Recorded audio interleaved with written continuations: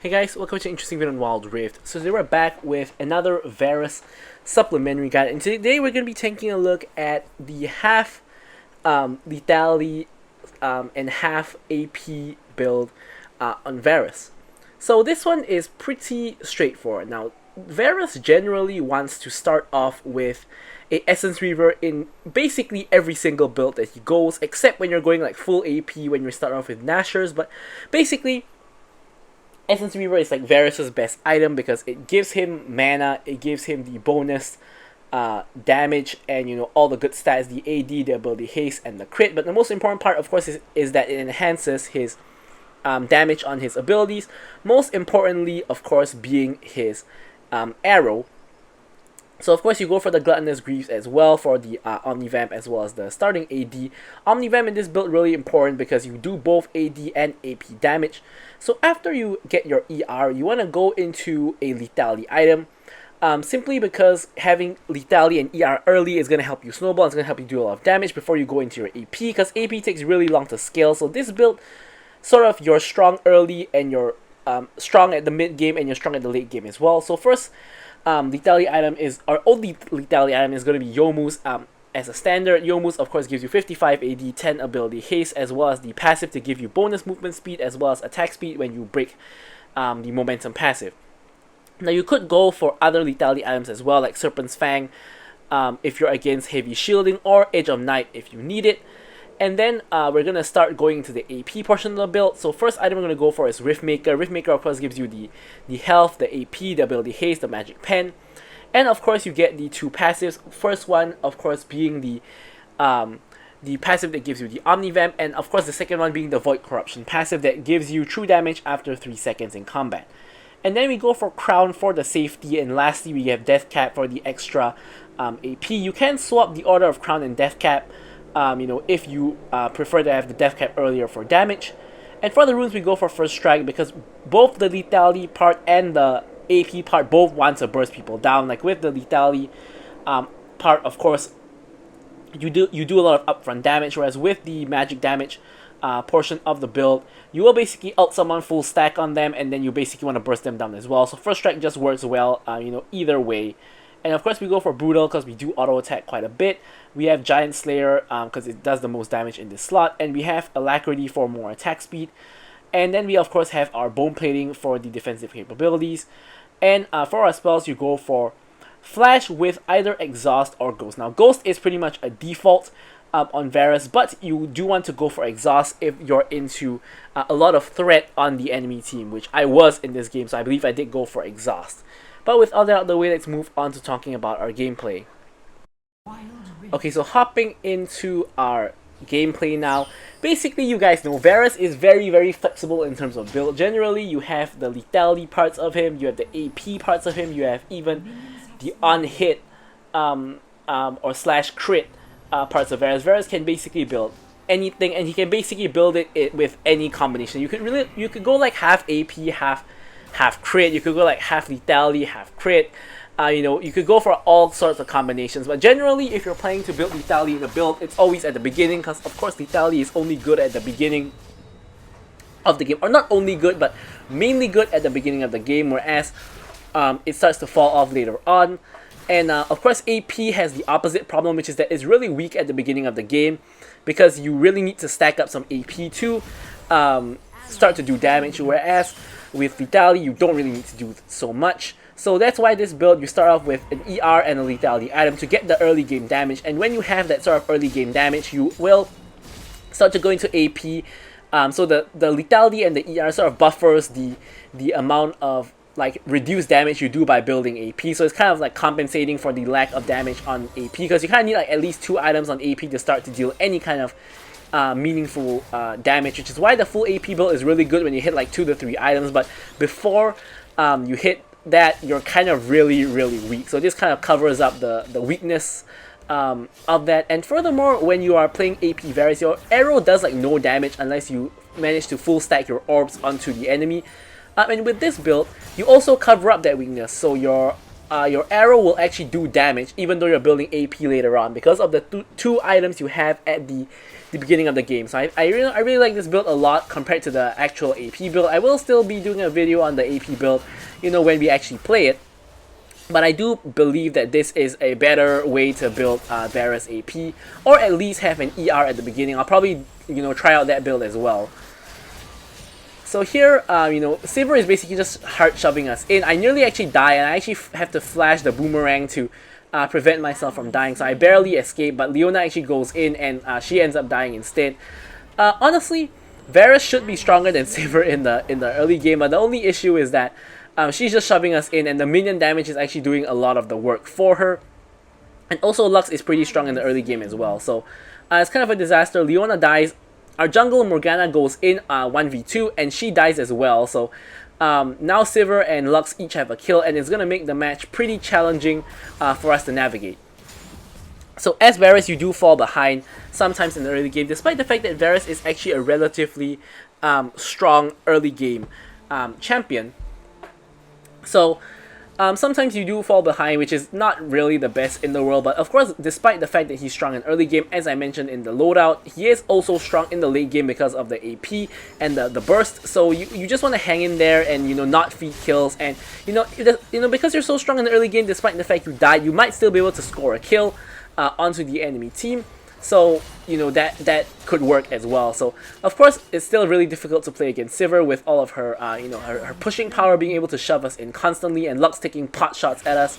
So we are just trying to kind of hang in there. Sometimes you have lanes that are pretty rough, like, you know, this could be a thing if you're playing against like a Caitlyn or a Draven as well. Sometimes you just get shoved in, and, you know, it's really difficult to play the game, and all you can really do is to just launch your arrows and try to poke them out so they're at least not at full health. You can see here I'm under my tower. I get hit by a Lux binding, I literally just get one shot 100 to 0 with the help of Lux first strike as well. So this is a really rough lane, and we do end up copping our first death. Of course, just now, if you guys remember, we didn't actually die, but it was kind of almost like we did.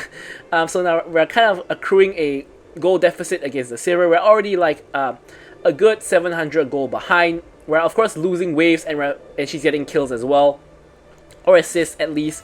So it's not looking too good for us in the bot lane. It's a huge goal gap between me and the Sivir. Also a 1,000 goal gap between Leona and Lux. So it's not looking too good at the moment. So this is also a pretty good example of, you know, a game where you fall behind, but you can kind of try to come back into the game a little bit later on. Of course, not every game is going to be sunshine and rainbows where you get fed in the early game and, you know, you just take over the entire game. That's not going to happen. So, you know, we can see what's up. So here Morgana gets caught by the binding but has the black shield, so she's safe. And Leona's coming back in, so we're trying to see if we can find a play here. Of course, the enemy team knows Morgana is here, so likely they're not going to be playing it very aggressive. Sivir spell shield eats the Leona out, which is pretty good on her part. Lux is probably still in this bush, the enemy bush here. She does catch Morgana out, but because she did that, she gets caught out by literally all of our CC, gets one shot, and does end up going down. Sivir ult comes in, Fizz is now in on the party, and Leona has gotten caught, so she is probably going to die. I try to help her out a little bit, but obviously I already used my ult, so I'm not really going to do that much damage without it, so I do my best, but, you know, it's not enough. We are able to take that kill onto the Lux though, so we're kind of clawing our way back a little bit, you know, trying to narrow the goal gap between me and the Sivir. And yeah, so we're back on the map, and Dragon is up, but I'm not sure why Morgana decides to face check in there by herself into 3 people. Somehow she actually doesn't die. And here Aso is getting caught out by Leona. She gets full CC, chain CC. I hit him with the arrow, and he goes down. Fizz is now you know, on the run. My ult is coming back up really soon, and it's actually up right now. I have my flash, but I don't really have any target to you know, flash ult at the moment. So instead, we're just gonna focus the Dragon. Fizz and Sivir are coming back here to contest. Fizz and Sivir hop into the pit. I managed to whiff my ult, but we still kill Fizz anyway. Sivir is now stuck in the pit by herself. I managed to kill her as well, and the smite comes through from Morgana, so we are able to secure the Dragon, and I actually pick up a bunch of kills here. One on Aso, and then of course just another 2 more onto the Sivir and the Fizz. And now we're actually fed, so you can see just one fight at the Dragon just changed everything, and now we're actually having a 700 gold lead on the Sivir. So the tables have completely turned, And this is one of the primary reasons why contesting dragon is not always a good idea. Like, you know, as the Sivir and the Fizz, like, why would you jump into the dragon pit like when the dragon is like half HP? Like, if you were jumping in when the dragon is low, like, I could semi-understand, but even so, I wouldn't even do that, because dragon is just not worth it. Like, if the Fizz jumped in by himself, it's also maybe not as bad, but I don't know why Sivir jumped into the pit at like half HP. I don't know why Fizz jumped into the pit at like below half HP as well. Like, I would have just given up the dragon. Like, losing one Infernal Dragon is not worth losing, like, you know, the 2 kills. And we end up getting both the dragon and the 2 kills, so you know, we're having our cake and eating it as well. So now we're in the driver's seat, and now we are ready to rock and roll. Huge fight happens at Herald. So now it's just me and Sivir in a 1v1, most likely the normal ADC dance while Herald is going on. So of course we know what she's gonna do. She's gonna shove in the wave. So I'm just gonna wait for her to do that. It's obvious that she's just gonna shove in. So I'm just waiting for her to shove in. Now I'm just gonna arrow to clear the wave. She actually spell shields my arrow, which is fine. Not a big deal. And here I actually flashed into her without knowing Lux was there, and I somehow actually managed to get the kill on her, and Lux actually doesn't manage to kill me. So this was kind of honestly a kind of a minor miracle. And here I actually almost killed the Lux as well. Like, I hit her with the full charge arrow, and she actually almost goes down as well. Really close to that. Of course, it's not really worth the risk, in my opinion, to go for the kill on her. I have a huge shutdown, and you know, it's not worth getting the kill on her and giving her my shutdown by accident. So I'm just going to back off and recall. Yeah, so really well played by me there. I flash ulted the Sivir. I was able to dodge the Lux spells. Lux basically did zero, not zero, because she did auto attack me, but she basically did close to no damage to me, which is why I was able to actually kill the Sivir and get out as well. So in this particular match, I decided to go for the Edge of Night here, because we have Lux Q and ulti, as well as the Fizz ulti, that are really good projectiles to block, and ASO ulti also now a really good projectile to block.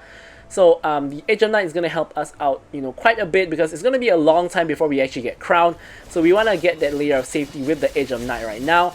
Here Sivir gets caught, chain CC'd by all of Leona's CC, long enough for me to walk over, hit her with the ulti. She was CC'd for days there, honestly, like a good 5+ seconds of CC, and allows me to full stack my passive onto him, and then of course hit him with the max charge arrow, and he just goes down. Leona pops the Herald down. We get the first tier tower. So here the enemy team is slowly collapsing, so it's time to leave, but Leona is trying to get the second charge on the Herald, so she's kind of sticking around. I'm trying to see if I can help her out. I get a nice arrow to do a little bit of chip damage onto the Teemo, and my teammate is actually going in, so I'm actually coming around the other side of the fight, because I don't want to put myself out of position, and by which time my team is sort of on the run already. Riven's dashing her way out. Morgana is now getting chased as well. I'm trying to see if I can help out on the back end, but I run straight into a Lux binding, which is not really where I want to be, so I'm gonna have to now back off as well. Riven is now recalling. Riven's our mid laner, by the way, in case you guys didn't notice. And you can see that in this in the team here, me and Riven are doing well, but Morgana and Darius are kind of feeding. Leona's kind of doing that as well, but of course, when you play an engaged champion, you are gonna get a huge number of deaths majority of the time, unless you know your team is so fat that you get so much gold that you become really tanky. But you do cop a large amount of deaths majority of the time, so that's completely understandable. So here, Riven has gone to top, so we're actually going to mid to catch the wave here. I'm not too scared now because I have my Edge of Night up, and when you have your Edge of Night up, generally, you know, you don't have to be too scared, because he's gonna block the first hostile ability. So if a Fizz randomly comes and ults me, I'm gonna be able to block it anyway. So it's not gonna be too big of a deal. So here Leona is fishing for a catch. Riven goes back to the top lane after her recall, so we are just taking the mid lane now, and this is a really good rotation. Here Fizz and Sivir are trying to collapse onto the Riven.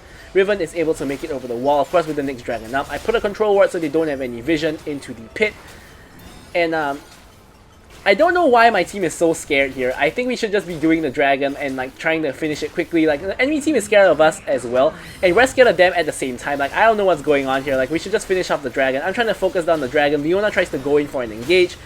Fizz goes in. I end up whiffing the ult while he's untargetable, but we end up you know, finishing him off, and now ASO is popping off. He gets the dragon, and he has his Rylai's. I'm gonna have to Proto Belt out of the way, dodge the Lux ulti, barely escaping with 1 HP here. The Asol Rylai's is really, of course, hard to escape from. So thankfully we had the Proto Belt there to get us out. I do like to go for an early Proto Belt on Varus because he has completely no mobility, and the Proto Belt is going to save your life a lot of the time. Prime example being what you just saw. Without the Proto Belt there, I would have just gotten slowed by Asol and I would have just gone down right away. But because I had the Proto Belt and Asol stopped his Q for a second, I was able to Proto Belt out of the way, and I was able to basically just escape, without dying to the Asol. So beautiful stuff there. I'm now 8-1. I believe I'm legendary now at the moment because the death came in before I got any kills, I think. So yeah, so we're still doing pretty alright. We of course don't want to lose our shutdown. Same goes for Riven. So, if Morgana and Darius die, if Leona die, it's not too big of a deal. We just don't want Mia and Riven to die, so we don't want to give away the shutdowns, on the important people. I have the most gold in the game at the moment. Lux is kind of closely behind despite being their support. She's been grabbing a bunch of kills. She has 6 kills in the pocket, so she's really fed as well. Looks like a fight's breaking out mid lane, so I'm rotating over to that fight. Of course, without Youmuu's rotation, it's a little bit slow. But, Age of Night for the safety is really important. And the fight's mostly over by the time I reach there. There's not a lot I can do. My team is kind of dying. Leona's already dead. The Asol ulti pops my Age of Night and kills Morgana as well. Here I'm trying to see if I can cover for the Riven. But Riven's the one on the chase, so I don't really have to help her out that much. So here I'm instead just going to try to focus on saving this tower by clearing this wave. Which I am probably going to be able to do. Yeah, Lux doesn't have ulti anymore because she's in the fight. If not, I might have just gotten one shot right there. I'm trying to back up the Riven again, but she doesn't really need help. Teemo is not just running away. So I'm just going to recall at this point, and of course build towards my Riftmaker. So Riftmaker, of course, is the next big item that we want to get. And Riftmaker, of course, really strong item in general, but especially, of course, on Varus. I miss a E there on jungle camps, but let's not talk about that. And yeah, so by the way, guys, one thing that I didn't actually know, which is a little bit embarrassing, is that in this match I go for Riftmaker here, as you guys can see. I go for Deathcap next, and for my last item I was thinking of whether or not I should go for Crown, because obviously here I have Age of Night, so I don't have to rush Crown because Age of Night basically does the same thing as Crown. So I was thinking of whether I should or whether or not I should go for Crown, and I realized that I don't know if Crown and Age of Night actually stacks, as in I have 2 spell shields or it's just 1. So I was like, you know what, let me just try it out. So I tried it out, I built the Crown as my last item, and it turns out it doesn't stack. So if you get hit by a hostile ability, both your Age of Night and your Crown is going to get popped. So it's not worth it to go for both. That's kind of the lesson learned, from me.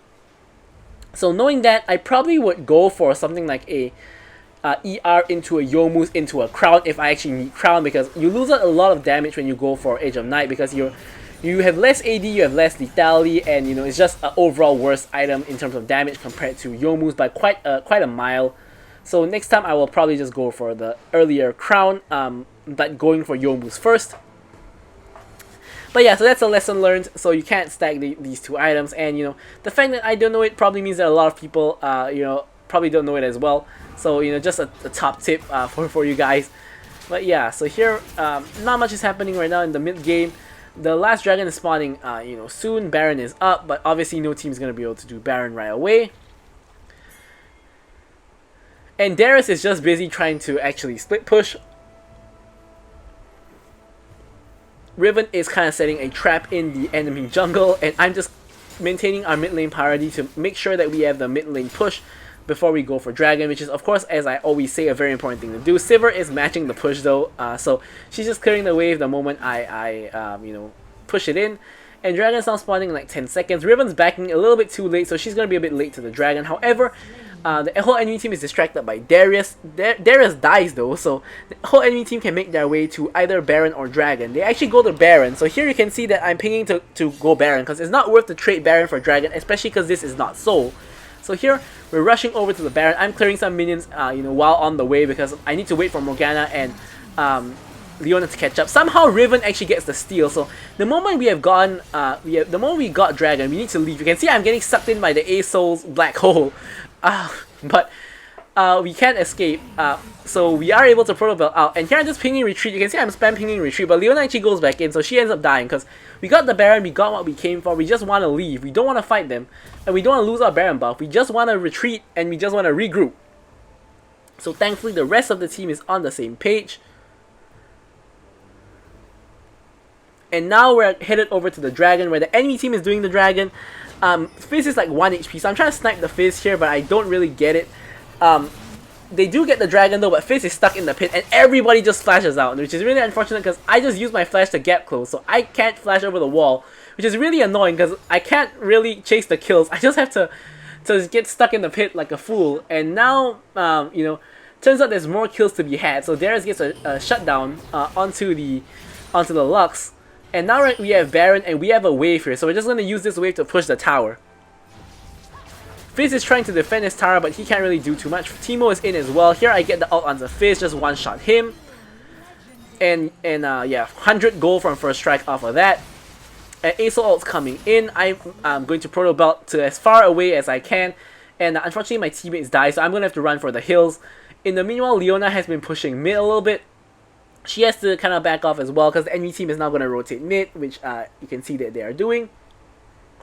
And now Elder Dragon is coming up in 30 seconds. So we now want to, you know, prep for Elder. And I don't really have to back to get items because I don't really have anything I can buy. Like, next item completion is going to be Death Cap. And of course, I'm still quite a little bit away from getting Death Cap. So here I'm just trying to, you know, wait for Dragon to spawn. So I'm just maintaining my farm. I'm going to start rotating over to where the dragon is. I have Age of Night, so I know I'm relatively safe. Of course, I say relatively because if you get hit by multiple spells, you're still gonna die anyway if the enemy team is actually paying attention.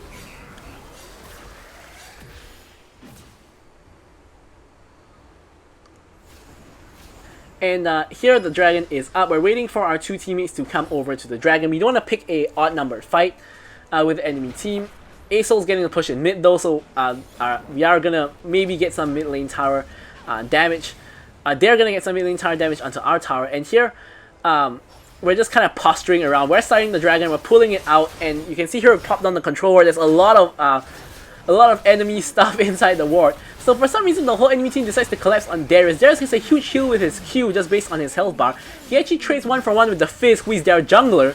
And here Morgana doesn't even get the smite, but thankfully we get the dragon anyway. So here we get the kill. Sivir somehow kills 3 people.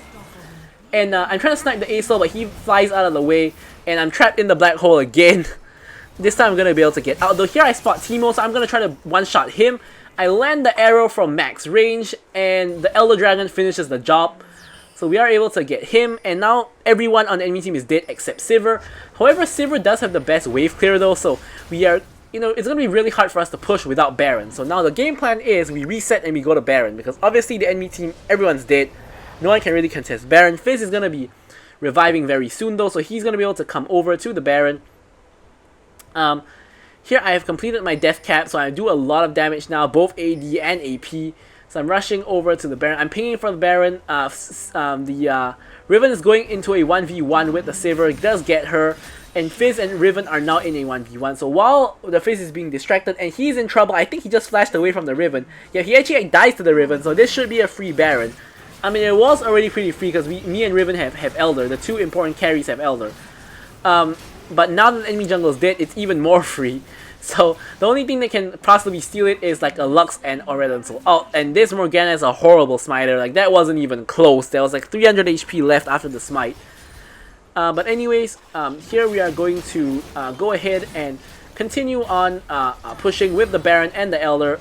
Aso Black Hole pops my Age of Night. I am able to walk out of it though. I get hit by a Lux binding into an ulti, but somehow Lux doesn't do that much damage now. Not quite sure what's going on here, but here I try to catch out the Lux.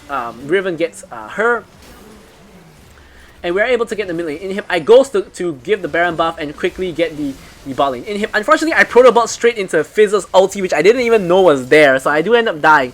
Like, I saw Fizz going on me, so I just proto bot away, and turns out that his ulti was there. If I knew the ulti was there, I would have just flashed over the wall, and I would have actually survived, but I was, you know, a bit greedy with my flash, which you should be when you're proto belt. You always want to proto belt before you flash, unless you need to get over a wall. So here I was like, you know, I can just proto belt away from him. I don't have to flash, but I proto belt straight into the shark. So Fizz gets a huge 900 gold shutdown on me, unfortunately. Whilst this is happening, we still have Darius and Morgana on the board with the Baron buff, trying to get something done.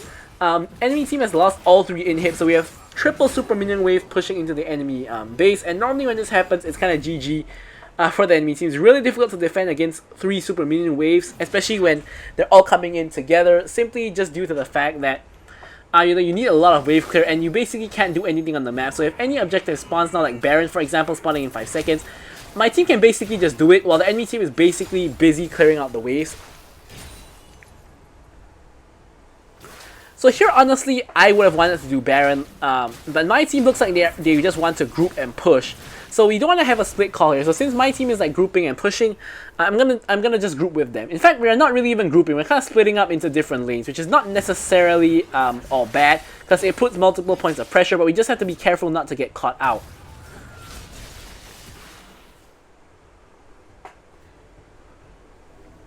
So here I'm just hovering around my team, just seeing if any fight breaks out. If it does, then I'm ready to roll.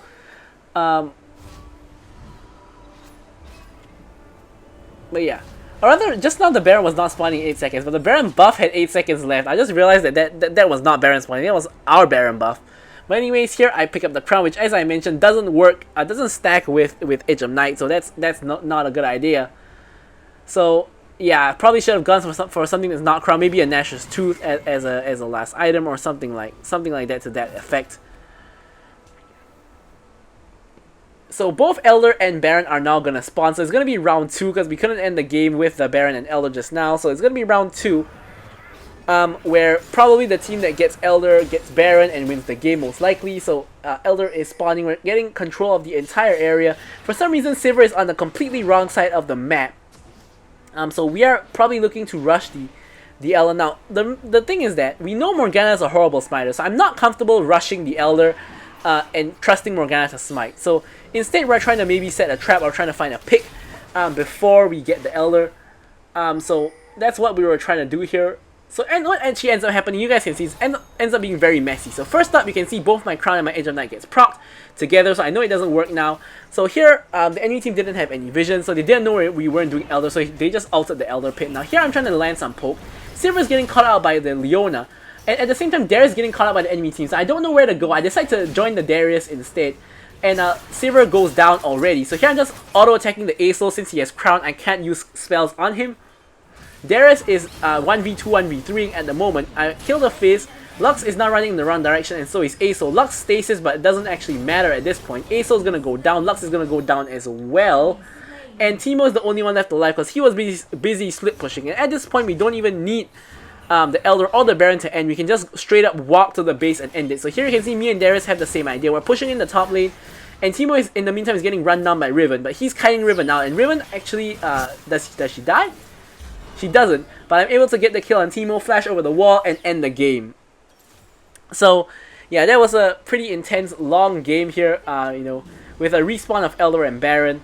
So, I'm going to leave you guys with the stats as usual. Thank you guys so much for watching the video, and goodbye.